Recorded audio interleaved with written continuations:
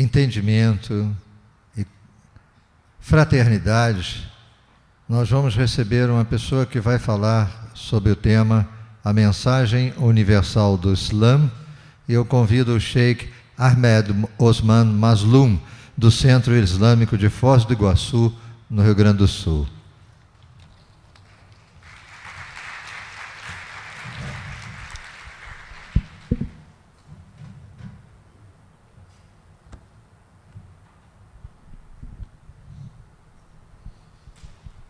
Muito boa tarde ou boa noite já, né?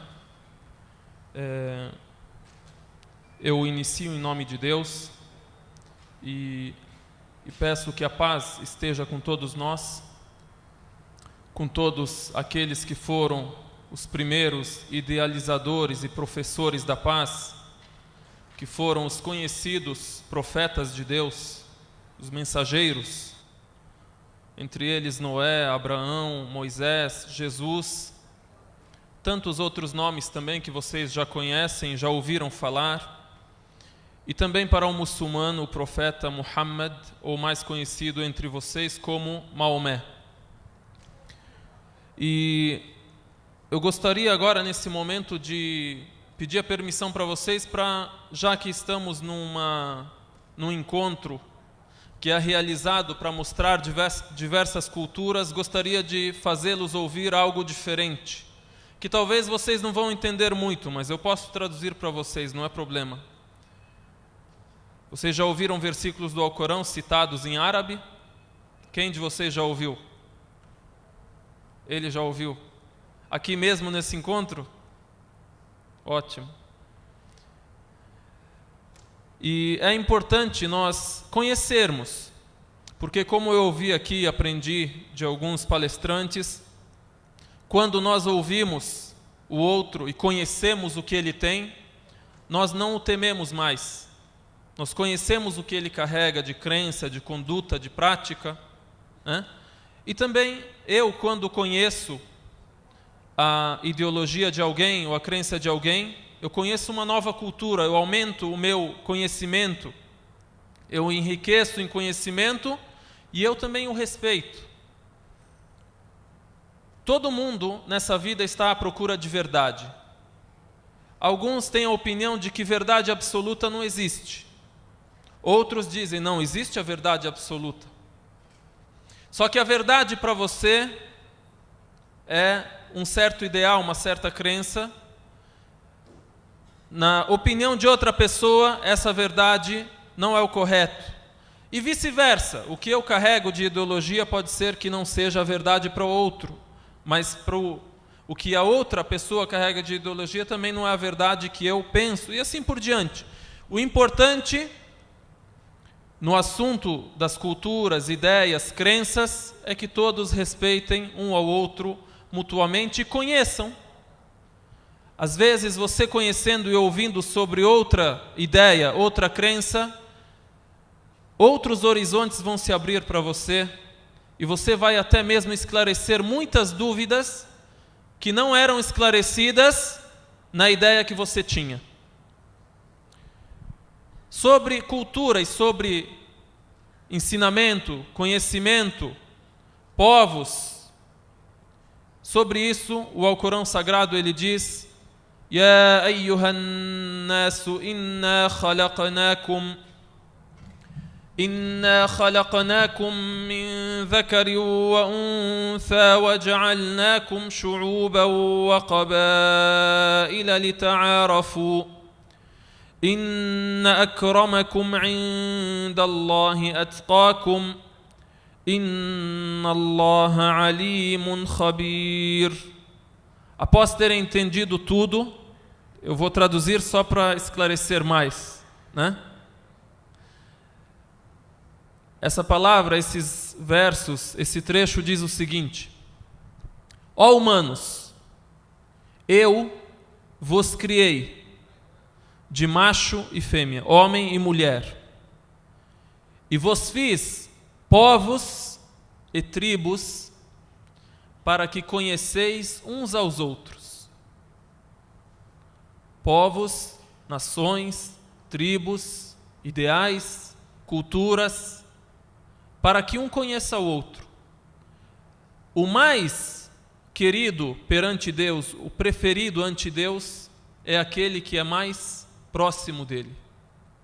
Ou seja, não tem preferência a Deus de negro sobre branco, de branco sobre negro, de brasileiro sobre americano, americano sobre brasileiro.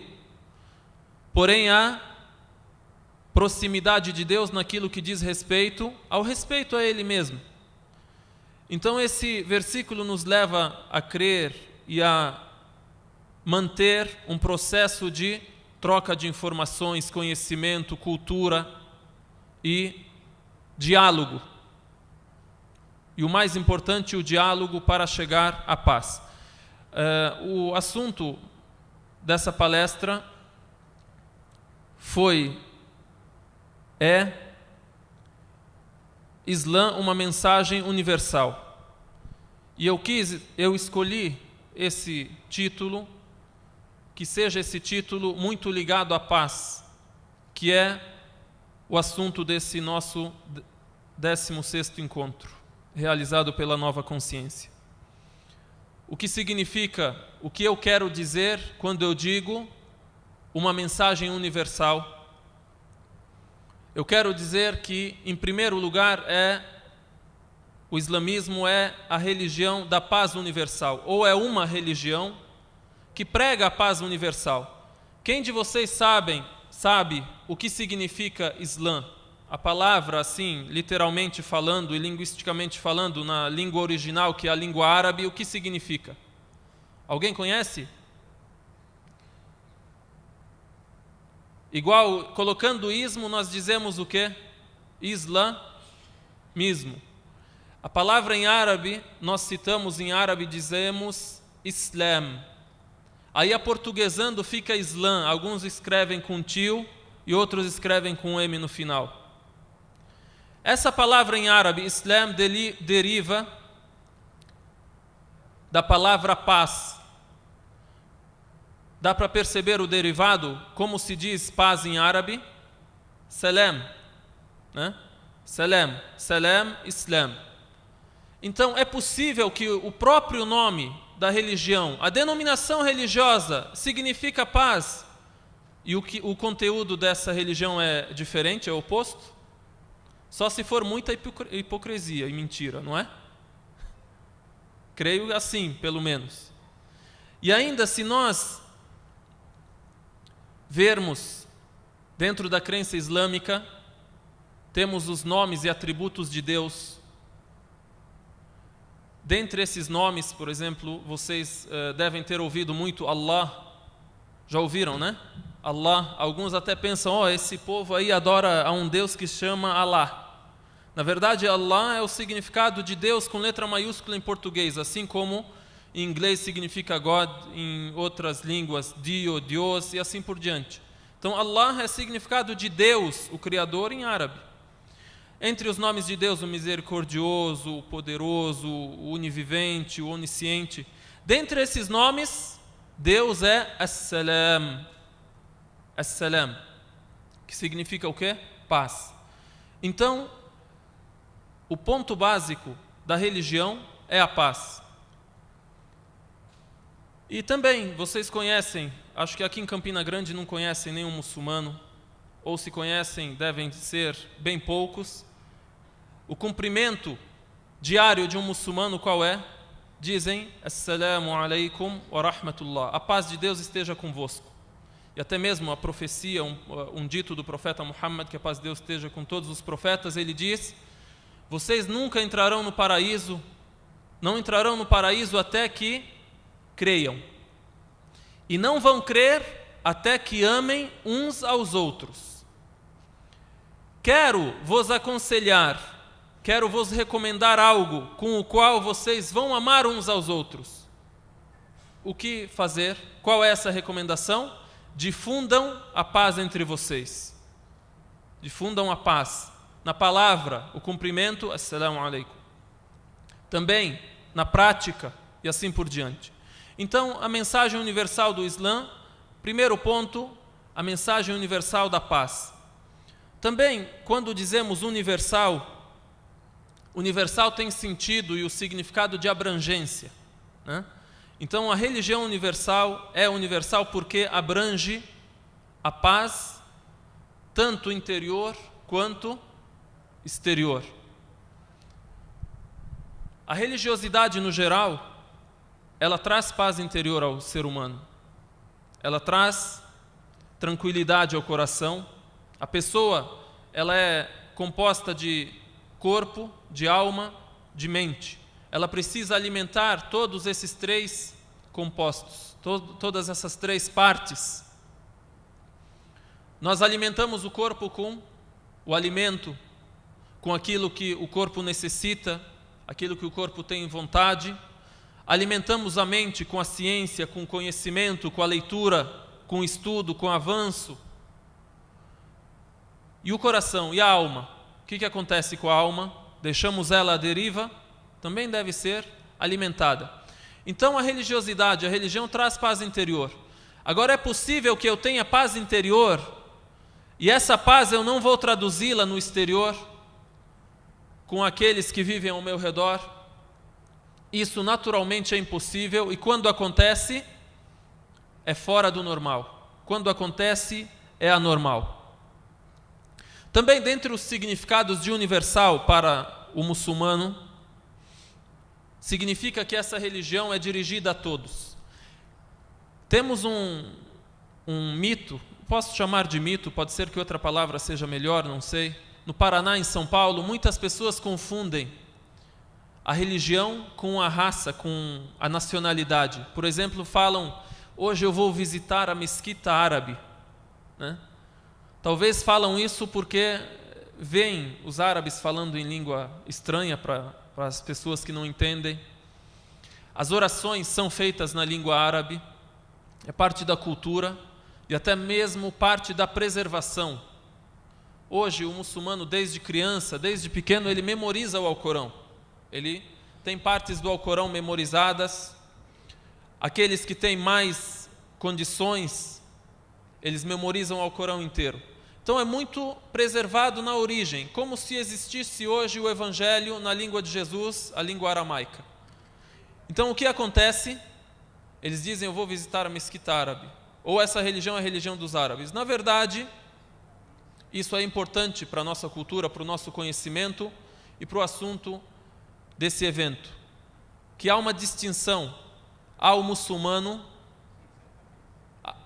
árabe, ao muçulmano americano, ao muçulmano europeu, ao muçulmano brasileiro.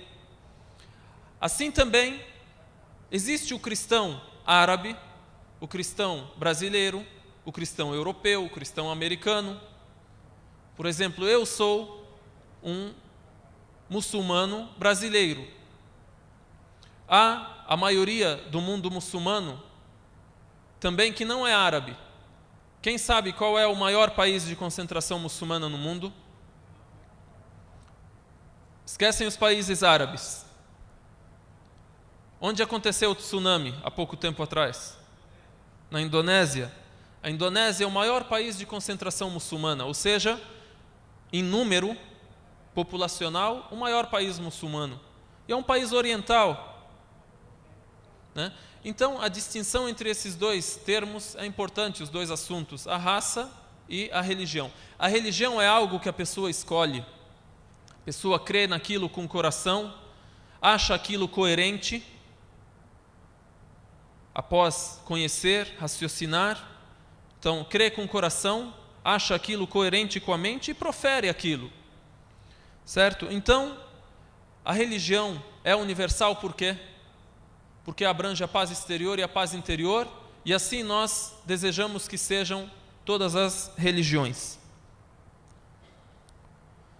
Também, quando dizemos universal, e isso contribui muito para a construção da paz, a religião ela precisa ser universal e as pessoas necessitam desse entendimento, uma universalidade que abrange o espírito, a razão, o espírito, a razão e a fé, e a prática, e a ciência, podemos dizer. Resumindo, a gente pode dizer, a fé, a crença, a religiosidade, a religião, termos próximos, devem abranger a razão, o espírito e a ciência. Estar de acordo com a ciência que hoje é comprovada. Muitas descobertas científicas hoje não deixam mais sombra de dúvida alguma. De acordo com a razão, o homem deve raciocinar. Por isso, a pessoa que não está com as suas faculdades mentais, ele tem uma debilidade mental, não é responsável. Não é atribuído a ele o bem, o mal, o certo ou o errado. Não é atribuído a ele que ele creia ou não creia, ou se ele faz algo errado é tido como criminoso. Então significa o quê? Que a religião ela precisa ser racional. Espiritual é conhecido e todas as religiões abrangem isso. E científico, hoje há uma nova era, uma nova situação. Falando sobre a profecia antigamente, a gente tem os grandes profetas, grandes exemplos. Noé, eu citei o nome de Noé, Moisés, Jesus. Quem participa comigo e diz qual foi o grande milagre de Moisés, por exemplo? O que ele fez? Alguém lembra alguma coisa sobre isso? Se vocês quiserem participar e quiserem que a gente sorteie alguns livros, alguma coisa para vocês participarem mais, pode ser também. Moisés, o que ele fez? Abriu o caminho no mar. Ótimo. As tábuas da lei foram reveladas sobre ele. Ele transformou o cajado em serpente, não é?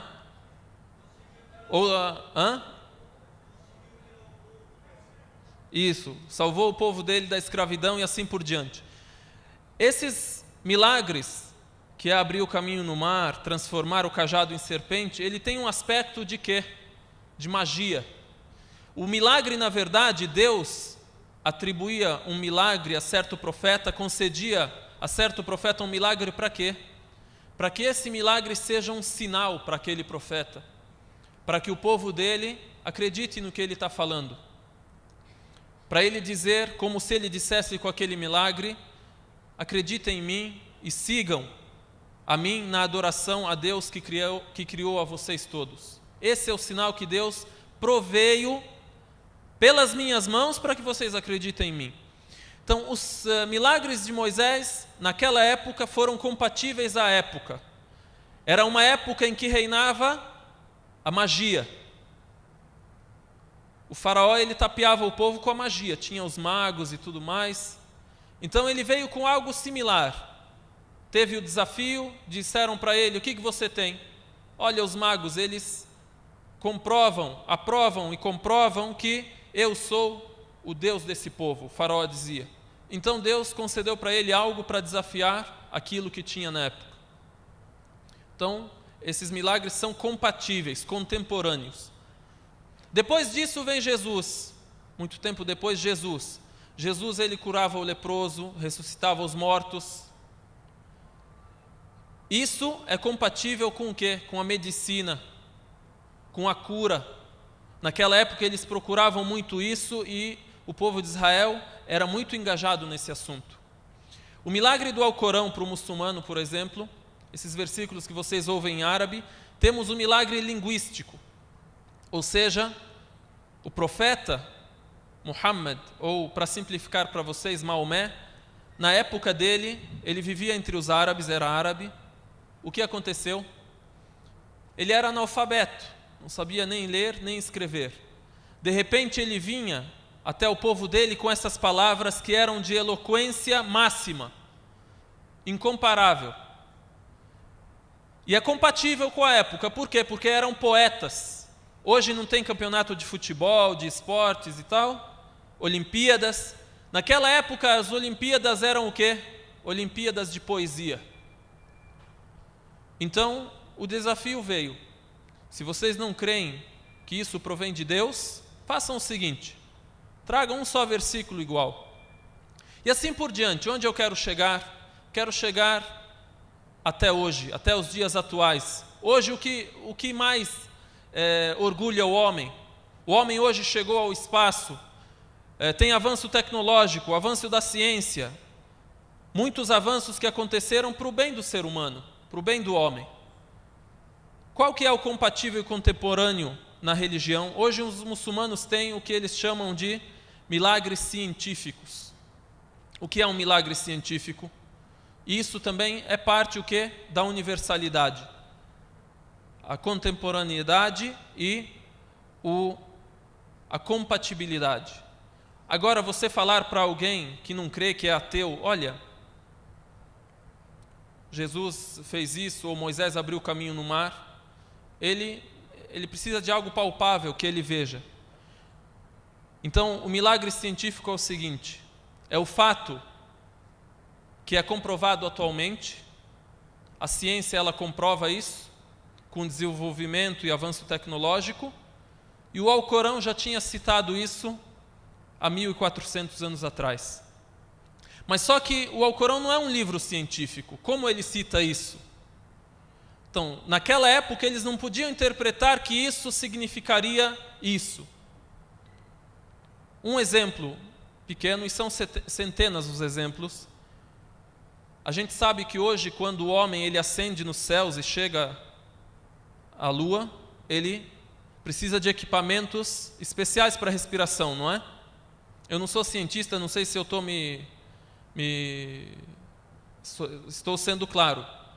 Ele precisa de equipamentos especiais e a respiração ela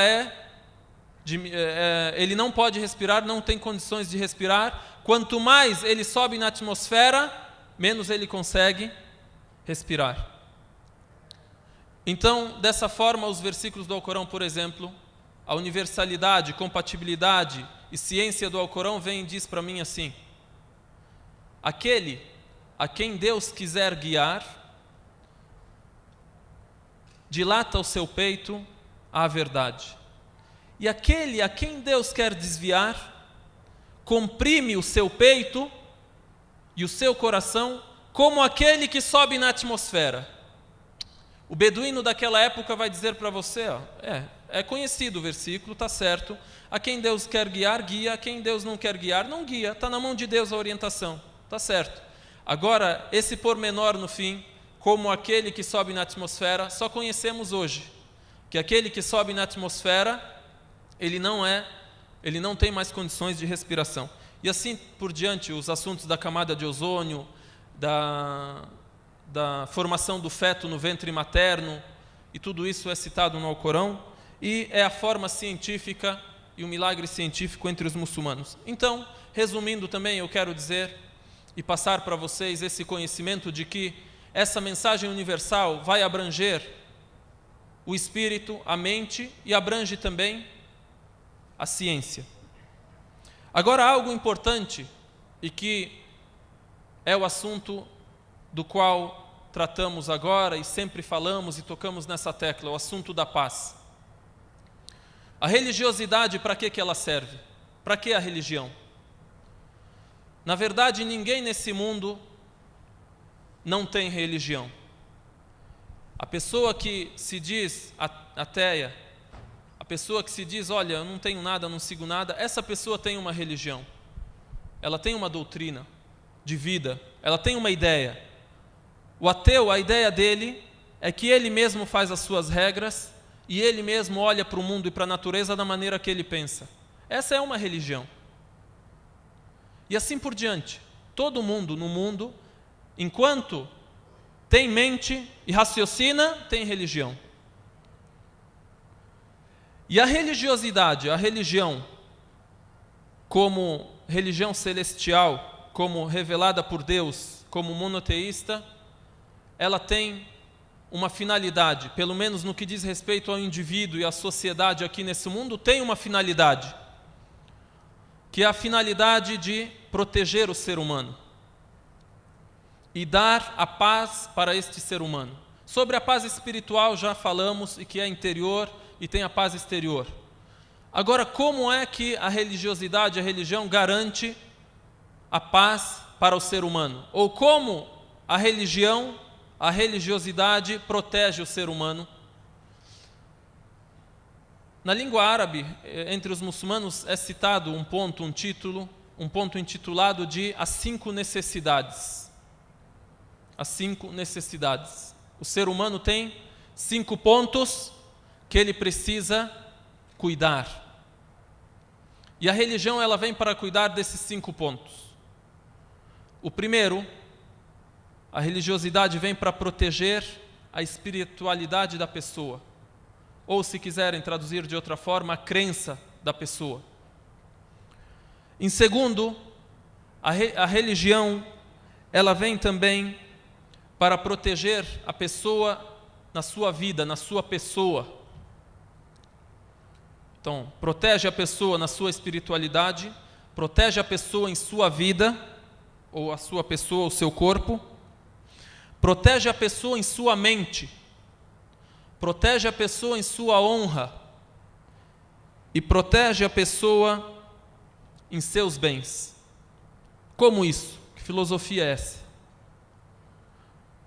Isso para entender mais por que a pessoa precisa de uma instrução, precisa de uma orientação. Para proteger a pessoa na sua espiritualidade, na sua crença.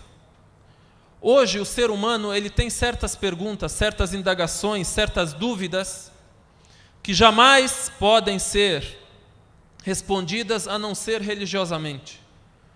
A ciência, por mais que se avance, ela não vai responder para você o que acontece depois da sua morte. O que significa a morte? Numa ideia de algumas pessoas, a morte é o fim de tudo, eu me decomponho e acabou. Outras pessoas dizem, há a ressurreição depois da morte. Outras pessoas dizem, existe a reencarnação e assim por diante. Quem vai dar a resposta para você? A religião. Quem vai suprir essa sua necessidade dentro do seu coração? A religião. O segundo ponto, a religião serve para proteger a pessoa em sua vida. Aí vem a religiosidade e proíbe que a pessoa mate. É proibido o assassinato. É proibida a agressão. E assim por diante. Então protege a pessoa em sua vida. A pessoa que tem a crença, e em cima dessa crença é baseado que não mateis. Não ao assassinato, não à agressão, sim à paz. Então aqui vem a ideia de paz, e o contrário dessa paz, o que é? A violência. Quando você fala paz, logo vem à sua mente, o contrário dessa paz que você está falando hoje, no cenário mundial, é a violência. O contrário da paz é a violência. Mas só que a gente passa desapercebido por certos critérios que também são contrários à paz. Às vezes nós praticamos essas coisas e não percebemos que estamos ferindo a paz nisso. Aí isso se esclarece nos outros pontos. Então eu disse agora, proteção da vida. Terceira coisa, a religião serve para proteger a mente. Por isso, vocês conhecem, na religião islâmica é proibido o quê? A bebida alcoólica. É proibido qualquer coisa que deixe a pessoa embriagada, deixe a pessoa fora de si, deixe a pessoa insana. Deixe a pessoa insana. Se eu disser que a paz está na sanidade mental, a paz está na preservação da saúde da pessoa e do corpo, o contrário disso vai ser o quê? A insanidade. Então, a pessoa, quando ela fere a si mesma, o seu corpo, e fere a sua mente, ficando embriagada, ela está o quê? Indo contra a paz. E o que acontece? E proliferam outros problemas. O problema da violência, as brigas noturnas, por exemplo, vem do quê? A pessoa está sã e mata o outro? Alguns poucos, mas creio que uma grande parte está embriagada, ou está em seu vício pelas drogas, e assim por diante. Também, se nós prestarmos atenção nas estatísticas de acidentes de trânsito, qual é a porcentagem dos acidentes que ocorrem por quê? Por embriaguez. Aí a pessoa pode chegar e dizer, não, mas é só falar para o povo beber socialmente? Ou como dizem hoje, vem na lata de cerveja ou na bebida alcoólica escrito o quê?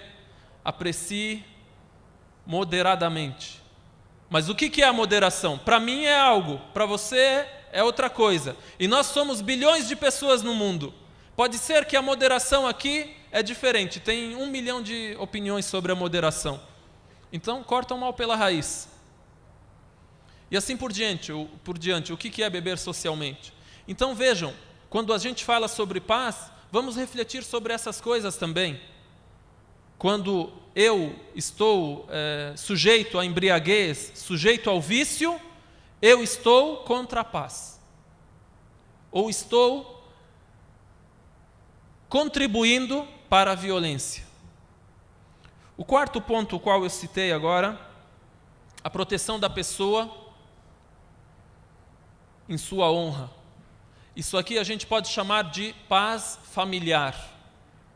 Aí dentro desse contexto vem o incentivo ao casamento, a proibição do adultério e assim por diante.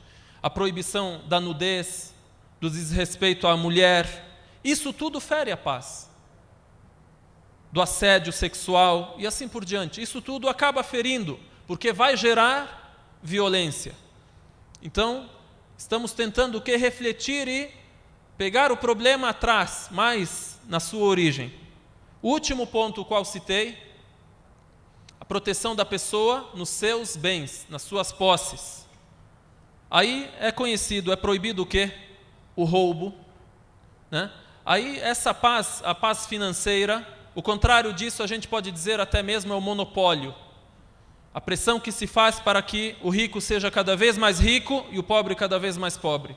Aí vem dentro disso a proibição ao roubo, a proibição do que também entre os muçulmanos é proibido o juro, a usura, né?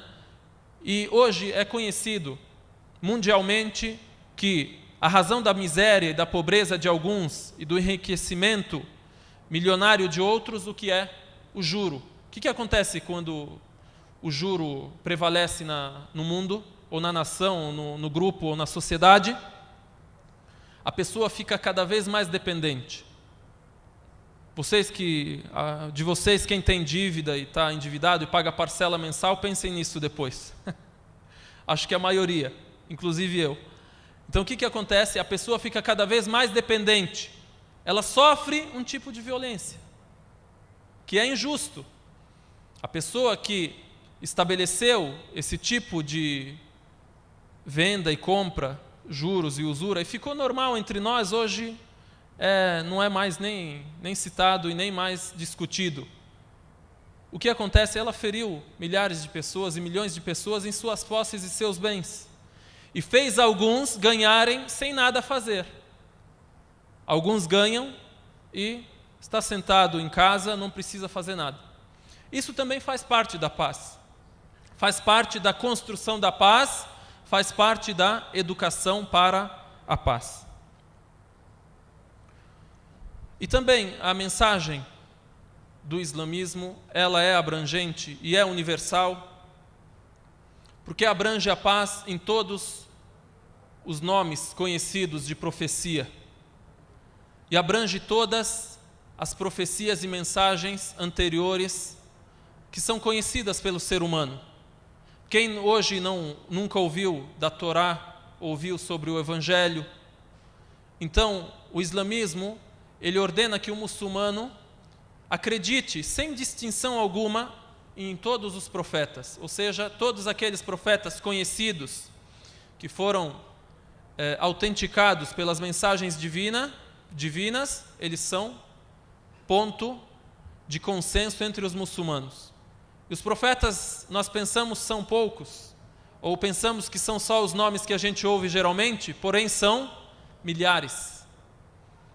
Milhares de profetas que são enviados um atrás do outro desde o início do mundo. E como a gente disse, a gente precisa de estudar isso, conhecer essa cultura, essa ideia, para quê? Para responder às nossas dúvidas, né? Essas perguntas que eu coloquei muito resumidamente, mas eu finalizo com elas. A pessoa precisa refletir sobre isso, o ser humano precisa refletir.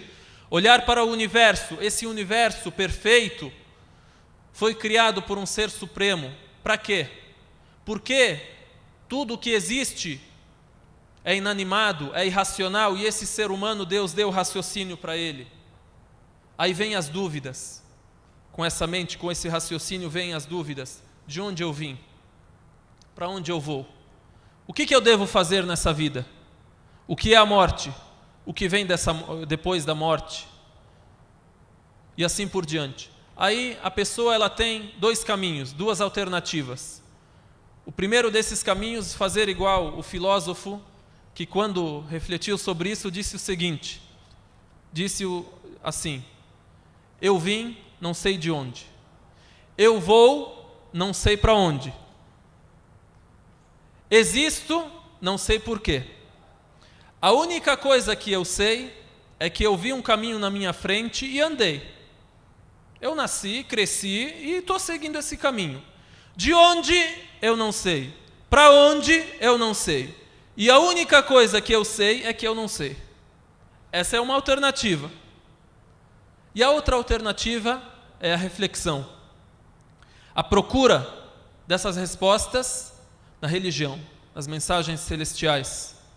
O muçulmano diz para você no Alcorão, e apresenta para você o Alcorão, e todo mundo tem a liberdade de apresentar, e todos apresentam, um respeitando ao outro, e dialogam entre si, um respeitando ao outro, e o próprio Alcorão, ele nos ordena e diz: quer que eu leia em árabe de novo ou não? Ou deixa resumido em português? Então tá, depois da tradução em árabe. E não dialoguem com os adeptos do livro, a não ser da maneira mais dócil, a não ser da melhor maneira, ou seja, só discutam com aqueles que seguem os livros anteriores ao Alcorão, a Torá, o Evangelho, os judeus e cristãos, só dialoguem com eles da melhor maneira. Aí vem a exceção depois, a não ser aqueles que são injustos entre eles. A pessoa não quer falar com você, não tem problema. Para ele isso é o certo, respeitamos e ele toma o seu caminho. Em árabe, وَلَا تُجَادِلُوا أَهْلَ الْكِتَابِ إِلَّا بِالَّتِي هِيَ أَحْسَنُ إِلَّا الَّذِينَ ظَلَمُوا مِنْهُمْ. Só até aqui acho que está bom, né? Ou querem mais? É que eles estavam falando agora há pouco sobre, a palavra me ficou difícil, multi o quê? Multiculturalismo. Então, vocês tiveram uma cultura diferente, ouviram uma língua diferente.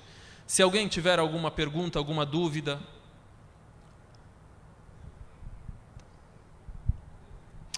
tem microfone para eles, não?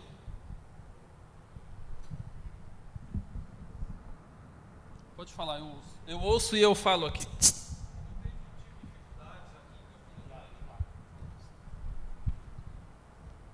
Obrigado.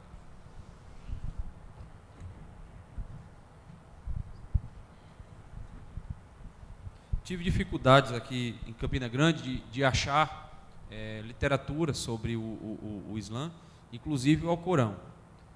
Aqui em Campina Grande, João Pessoa, procurei várias livrarias e não consegui encontrar. E também, embora não seja muito hábil em navegar na internet, procurei algumas informações sobre CDs, né?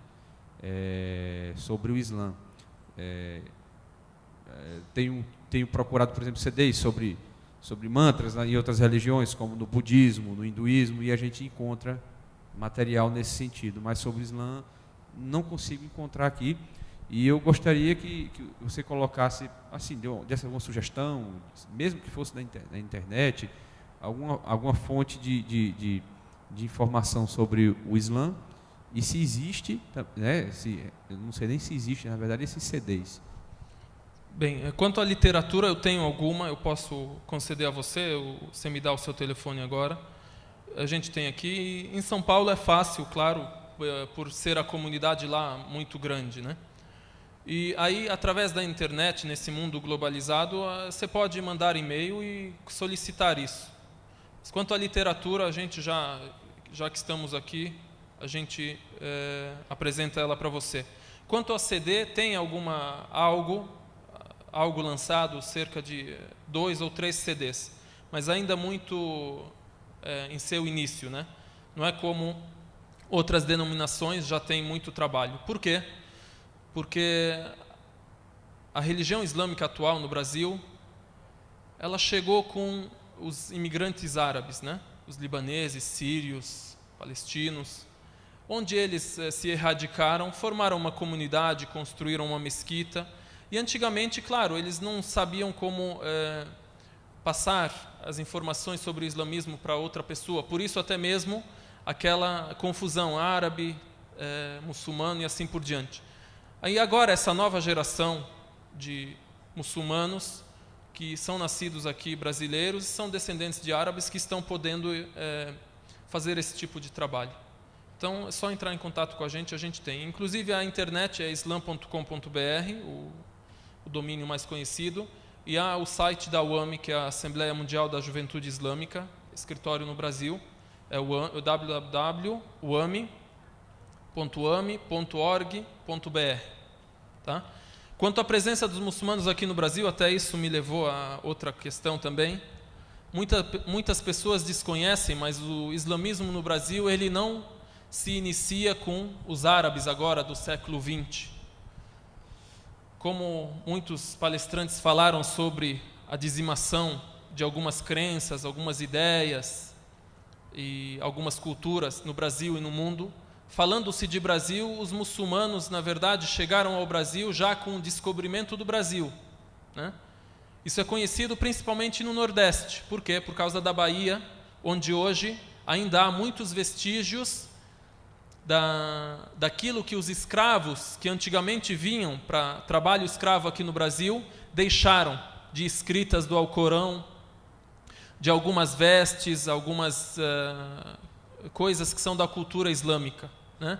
Até mesmo muitas palavras. O próprio estado da Bahia, Bahia deriva de uma palavra árabe, que significa belo, bonito.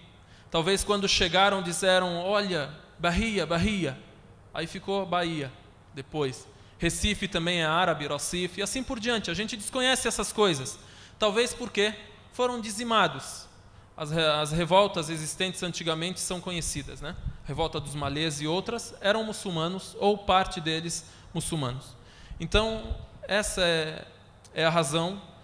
Só hoje existe uma nova geração que fala a língua portuguesa e apresenta e responde em língua portuguesa. Alguma outra pergunta?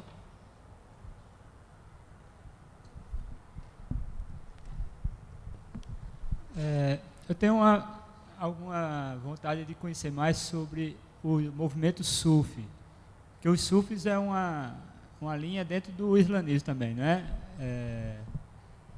Que são o lado mais esotérico, né, do islamismo. É uma vertente do islamismo. Na verdade, na base tem a ideia de desapego à vida mundana e de dedicação total à adoração a Deus, né? Mas dentro do islamismo em geral, como uma religião universal, que é o assunto do qual a gente estava tratando, a pessoa ela deve procurar suprir todas as necessidades da vida dela. A adoração, na verdade, não é só a pessoa ficar dentro de um templo e cultuar a algo que ela crê.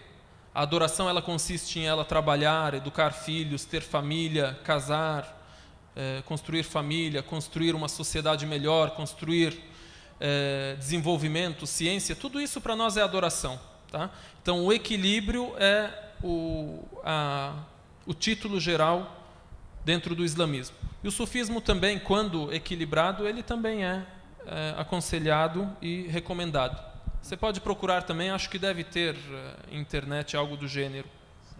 Mas eu não sei, não decoro o nome exatamente, que não é algo que a gente domina e que a gente gerencia. Ok.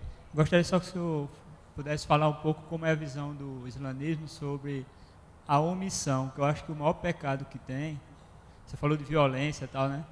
Eu acho que muita da violência, das injustiças que tem, é porque a maior parte das pessoas são omissas. Elas dizem assim, eu não tenho com isso, o governo que resolve, alguém que resolve, né? Então eu acho que a omissão talvez seja das maiores violências que a gente vê hoje. A pessoa ela é omissa, diz, não tenho nada a ver com isso, não é o meu problema, né? Cada um por si. Isso. mas só que uma vez o telhado dele é que vai cair. Né? Dentro desse contexto é dito assim, tem um texto religioso que nos diz, todo pastor na sociedade, toda pessoa na sociedade é um pastor. O pai de família é pastor da sua família e é responsável pela sua família. A mãe na educação materna dos seus filhos é um pastor e é responsável pela sua família.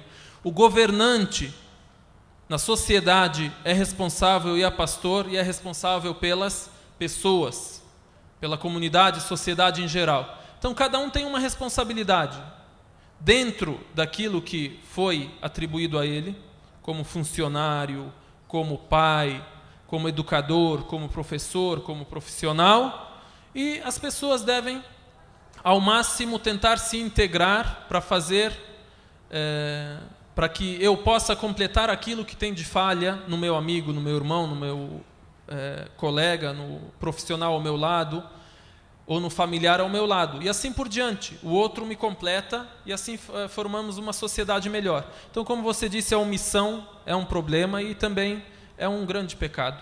Mas aí esse pecado ele varia. Em algumas pessoas é de um nível, em outras pessoas é um nível maior. Fulano, ele não é responsável como fulano. Esse tem mais responsabilidade e aquele tem menos, né? Então que Deus ajude aqueles que têm muita responsabilidade em cima dele. Esse é muito omisso, se for o caso.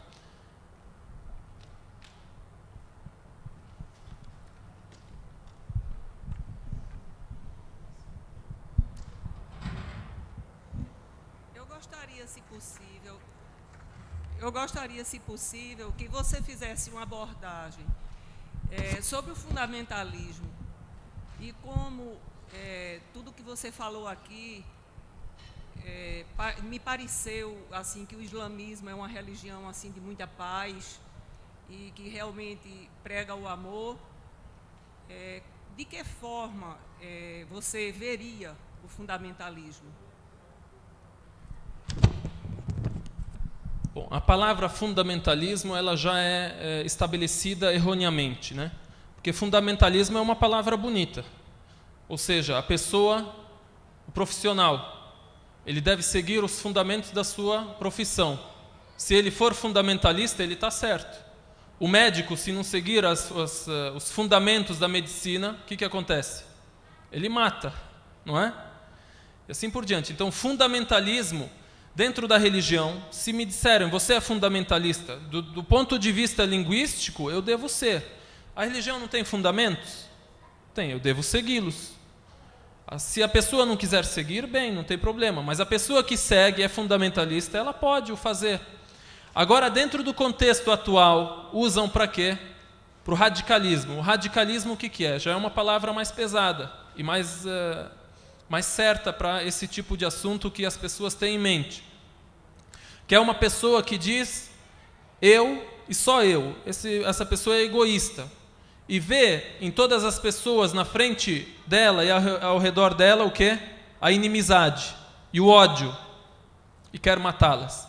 Então, é uma religião de paz? É uma religião de paz. Mas há as pessoas que denigrem essa fachada de paz e amor que existe, e de diálogo, né? Às vezes também, então existe o terrorismo, existe o radicalismo e somos contra isso. Porém, devemos ser, eu falei aqui com ele o que, quando ele falou da omissão, o equilíbrio, ou do sufismo, eu falei equilíbrio. Às vezes, há pessoas que são incluídas no radicalismo, no terrorismo e não são terroristas.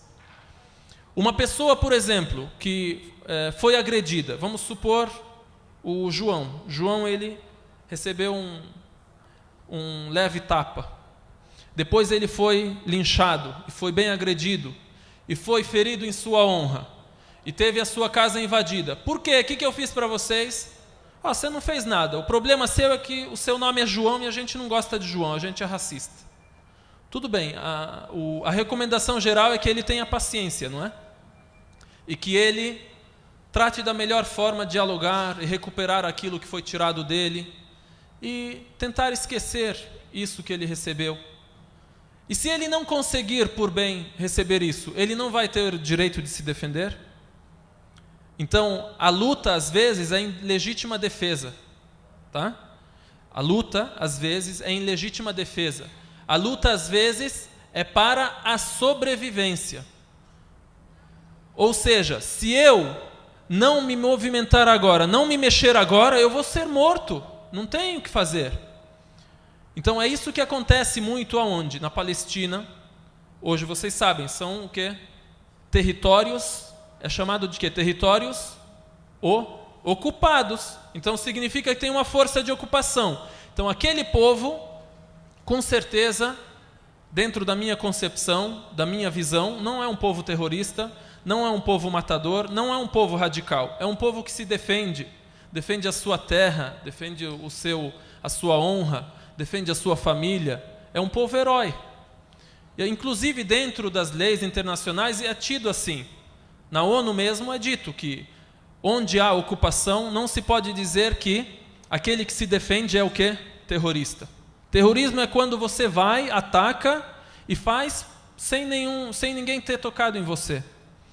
Então, por exemplo, no islamismo é proibido que a pessoa declare guerra ou ataque a civis, a inocentes. Mas é permitido que ela tenha o quê? É permitido e ela tem o direito de se defender. Então a luta, a guerra existe, mas é em legítima defesa. Então a gente deve desmembrar e distinguir bem entre esses dois assuntos. Se for algo em legítima defesa, pela causa da verdade, essa pessoa não pode ser tida como radical e terrorista. Se for esse ataque, um ataque que realmente leva a terror a gente que não tem nada a ver, essa pessoa é terrorista, é radical. Então devemos ser equilibrados nisso e devemos não ser daquelas pessoas que engolem sem mastigar. Como é que a pessoa engole sem mastigar? Engole inteiro. Você vê a notícia na mídia, você está acostumado, você não tem tempo de ficar pensando, refletindo sobre o assunto, você trabalha, você tem os seus afazeres. Você ouve na mídia que radicais terroristas, e radicais terroristas, acabou. O que a gente fez? A gente engoliu a informação e não mastigou, não raciocinou sobre ela. Não raciocinei e disse, são territórios ocupados, tem um problema lá. Então eu tenho que pesquisar, pode ser que a notícia é certa, pode ser que é errada. Tá? Então é essa a nossa mensagem, a nossa recomendação, o equilíbrio. Alguma outra pergunta? Aqui. Onde está o microfone? Eu. Sim, senhora. Eu sou historiadora, meu nome é Welba. Boa noite a todos. Boa noite. E um dos assuntos mais controvertidos dentro do islamismo é sobre a mulher. Então, eu gostaria de saber qual é o papel da mulher muçulmana dentro do islamismo. A mulher, para alguns é solução, para outros é problema, não é? Bom, realmente, dentro do islamismo, ou na visão das pessoas, quando falam sobre muçulmanos, geralmente vem esses dois assuntos. O primeiro assunto, o assunto do radicalismo e terrorismo, e depois a opressão, podemos dizer, da mulher, ou que a mulher ela é inferiorizada dentro da religião ou entre os muçulmanos. Na verdade, a mulher, para nós, ela é um ser humano, como o homem é, ela é metade da humanidade. Deus criou os humanos, criou primeiro Adão, criou da costela de Adão Eva, e assim se reproduziram homens e mulheres e formaram esse mundo. Então, essa mulher, como ser humano, como pessoa, ela tem direitos, assim como os homens têm direitos. Porém, no Ocidente, o que acontece? A visão ocidental para a mulher oriental, o choque do Ocidente com o Oriente, é que eles não veem no Oriente os mesmos costumes femininos que tem a mulher ocidental. Aí eles pensam que aquela mulher ela é daquela maneira porque ela é oprimida e ela é proibida, né? Vamos falar, por exemplo, de direitos. Hoje falamos muito sobre igualdade de direitos, não é? Tem que ter direitos iguais. A gente também, acho que esse termo é bom, não é ruim. Direitos iguais. Mas eu queria perguntar para vocês, isso aí na visão ocidental e oriental, a gente pode dar à mulher e ao homem direitos idênticos? Eu falei iguais, agora idênticos. Igualzinho a mulher faz, o homem tem que fazer. Igualzinho o homem faz, a mulher tem que fazer. Dá para fazer isso? Dá? Por exemplo, a mulher, ela tem uma vida materna, ela fica grávida 9 meses. O que vocês acham? A gente dividir 4,5 e 4,5. Hã? É legal. Não é? Por exemplo, o homem, na visão muçulmana, o homem ele tem o dever de sustentar a sua família e de trabalhar e trazer o sustento para a mulher, para a esposa e para filhos. Se, por exemplo, ele casa com uma mulher milionária e ele é pobre, ele não tem o direito de pegar 1 centavo dela para utilizar na sua casa.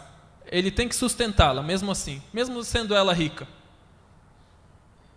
Então a gente podia dizer, idêntico, divide tudo. Mas não, é posse da mulher. E quem é o pai, o chefe e deve sustentar é o homem. Então a gente pode resumir e dizer, são direitos iguais, mas não idênticos. Por quê? Porque o homem, ele tem uma natureza masculina. A mulher tem uma natureza feminina. Assim Deus compôs essa natureza, feminina e masculina. Isso aí no aspecto psicológico, no aspecto físico. Você pode dizer para a mulher, você vai trabalhar de ajudante de caminhão? Vai carregar a saca de cimento na cabeça? Então é essa a visão nossa, que deixa as coisas normais e equilibradas como são. À mulher é dado mais o quê?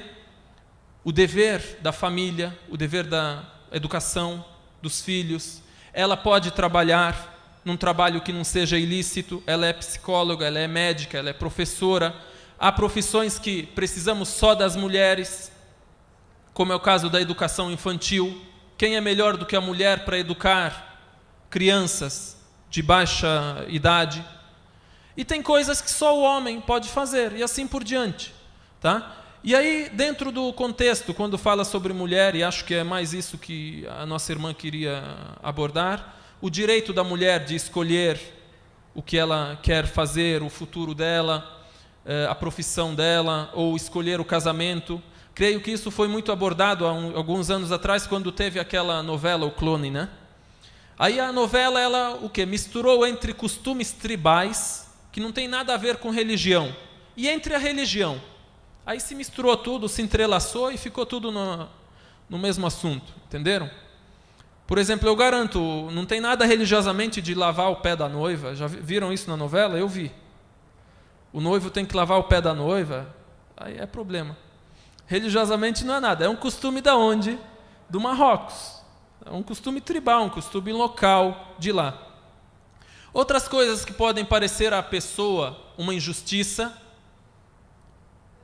também é costume tribal. Quanto à vestimenta, o assunto da mulher também vem cheio de ataques à vestimenta da mulher muçulmana, que ela se cobre inteira, nossa, coitada, não faz nada. Outra vez uma mulher, ela estudava direito numa universidade em São Paulo.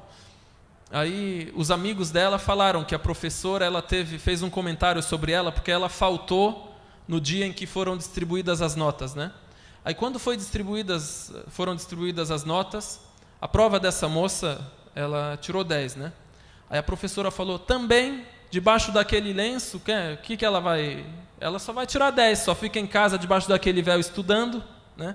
Pensa que é uma pessoa que é desocupada de tudo, só se veste, se esconde e se oprime. Não. Na verdade, o véu, hoje ele é conhecido entre os muçulmanos, mas é uma coisa de profecia e de costume antigo já. Quem vê a foto ou a imagem de alguma santa hoje, a Virgem Maria, por exemplo, sem um véu? Então é um costume religioso.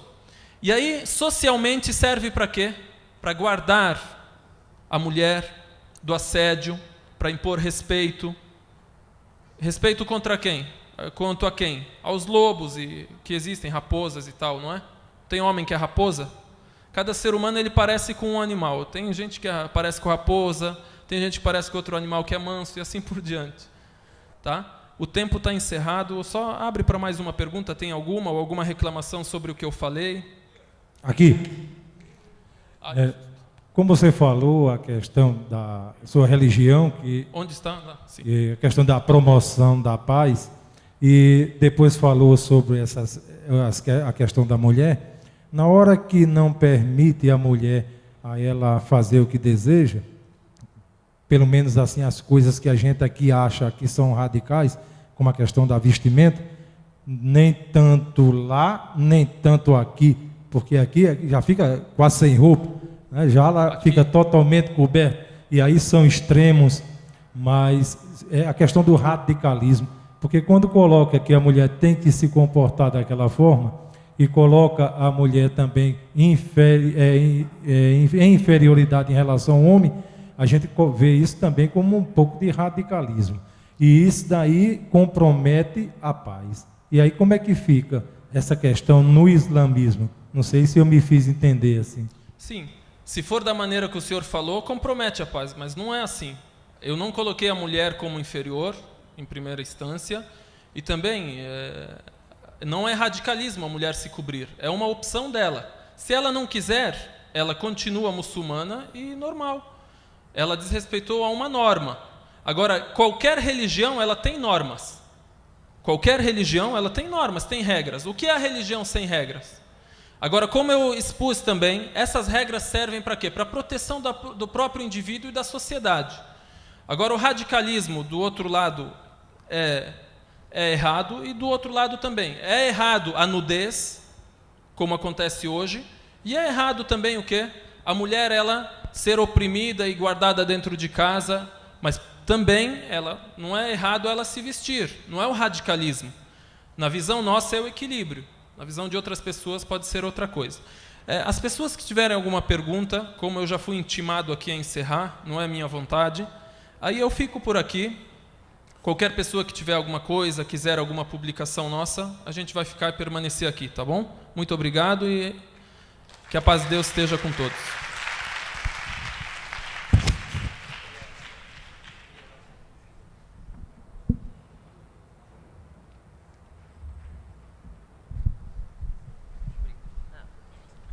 Pois bem, só